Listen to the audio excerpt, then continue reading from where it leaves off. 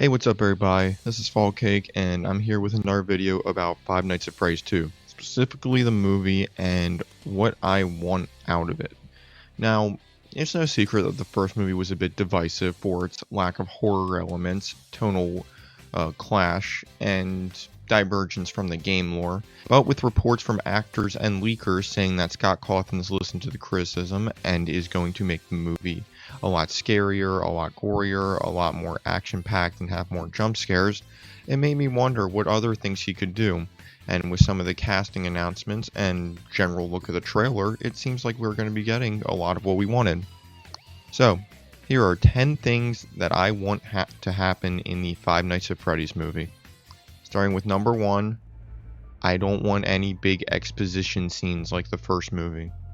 Now, the first movie had an issue with exposition, mainly Vanessa, where she would just come around and explain things to Mike, such as the missing children's incident, the history of the pizzeria, and it just kind of took away all the mystery from the movie.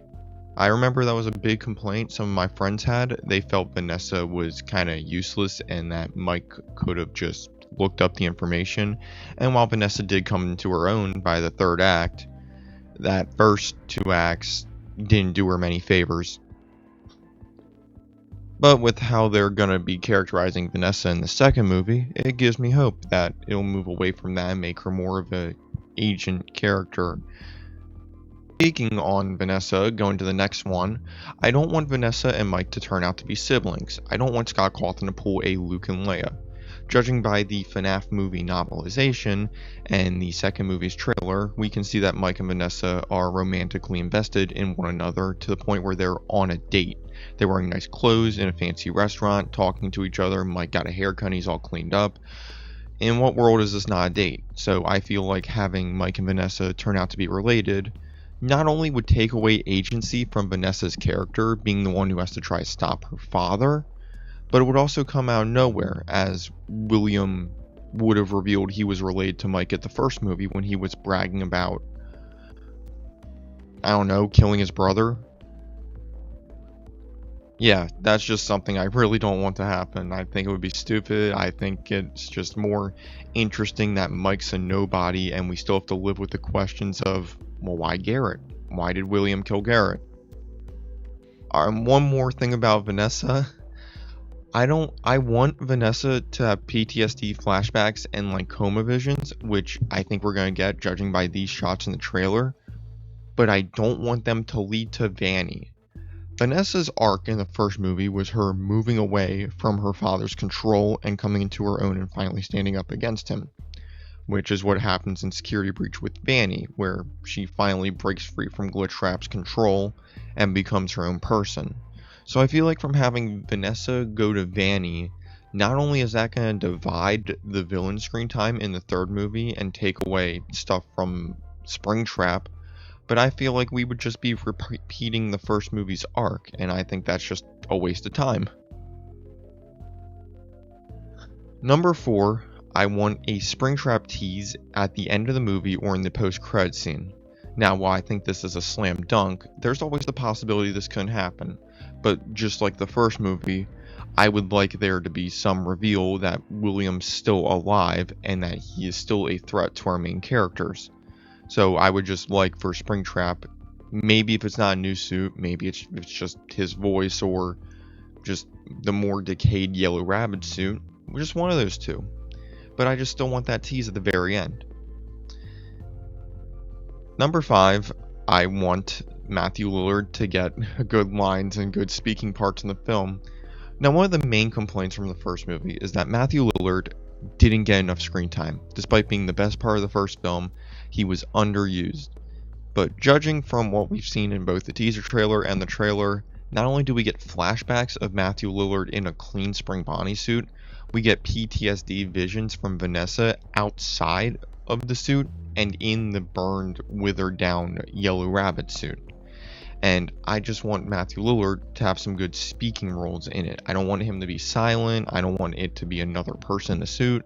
I want it to be Matthew Lillard on there, and I want his William Afton to be a foreboding presence, a scene stealer. Number 6, I want one of our main characters to die. Now, in the last movie, we did get quite a few deaths. We got the 5 children, we got Garrett, we got the security guard, and we got the entire break-in crew, totaling around 11 deaths, I want to say. But with how much Mike and Abby and Vanessa seem to escape death, I don't think it's unreasonable to ask that one of them die by the end of this movie. Maybe 2. 7. I want a scene recreating the gameplay from Five Nights at Freddy's 2. Now, this wish list, was written before the second trailer came out, using just leaks and the teaser trailer. So, to see at the very end, Mike sitting at the desk, flashlight down the hallway, Wither Bonnie out the vent, and Wither Chica using the mask, I think this one is just an instant lock-in. We're actually going to get a scene of Mike recreating the gameplay from Five Nights at Freddy's 2, and it's going to be glorious. Because I remember people wanted there to be like one scene, myself included, of Mike sitting in the office, watching the cameras to defend himself from the animatronics. And I was a little disappointed that didn't happen, but I'm hoping it happens this time around, and I think it will. Number 8. I want them to explain why the Wizards look different from the FNAF 1 animatronics. Now, assuming that these are the same characters and not different versions of the animatronics, if these are the same suits that are possessed by the same ghost children, I want them to explain, either through Mike or Abby trying to repair them, or through the Fast Fest program trying to repair them, why they look different. Because the original idea was for the FNAF 1 movie suits to get withered down and that be used for the second movie's Wizards. Then they got a bigger budget, going from 20 million to 51 million, which allowed them to allocate more finances and resources to creating game-accurate Wizards. And I'm pretty happy about that. So the only thing at this point is, how are they going to explain it? Are they going to say it's different animatronics altogether? Are they going to explain retrofit? Who knows what they'll do, but I just hope they explain it. Number 9, I don't want Freddy Carter's security guard character to be Michael Afton. Now, I don't think all of you have seen the clip, so it's going to be on screen in the background. But Freddy Carter plays an eerie security guard similar to Dave Miller from the Silver Eyes, where he's leading a group of teenagers around the pizzeria that's abandoned, and he knows a lot more than he should. He knows a lot about the pizzeria. He knows a lot about the marionette. He applauds McKenna Grace's character for even knowing so much about the place. He shares similarities with Vanessa and stuff, like saying, this place can get to you. You did your homework. Oh, shoot. I think this guy might actually be an Afton. Well, maybe he can not be Michael Afton, but rather the kid that we see in this shot of the trailer, who's grown up and was maybe brainwashed or molded by Afton to do some more of his dirty bidding. You know, he's the security guard police officer at this location to ensure no one finds out what happened to Charlie. I just don't want him to be Michael Afton because, 1, this is kind of a big departure from Michael Afton's characterization in the games. 2, he's being relegated to a side role. And 3, we already have Michael Afton split in the form of Vanessa and Mike Schmidt. So I feel like it would be redundant to just get 3 characters all sharing the traits and names of one character. Although the IMDb has had this guy's name listed as Jeremy Fitzgerald for like 4 months now, so who knows. And finally, number 10, the biggest one. I want Henry to be an active character during and after the second movie. I don't want any Silver Eyes bullshit where he killed himself off screen. Now, Henry has always been a more underutilized character in the Five Nights at Freddy's franchise. In the books, he's never mentioned. In the Silver Eyes trilogy, he is mentioned, but he killed himself before the story even took place. And in the games, he only shows up one time in the final game, and we don't even know who he is until he's dying.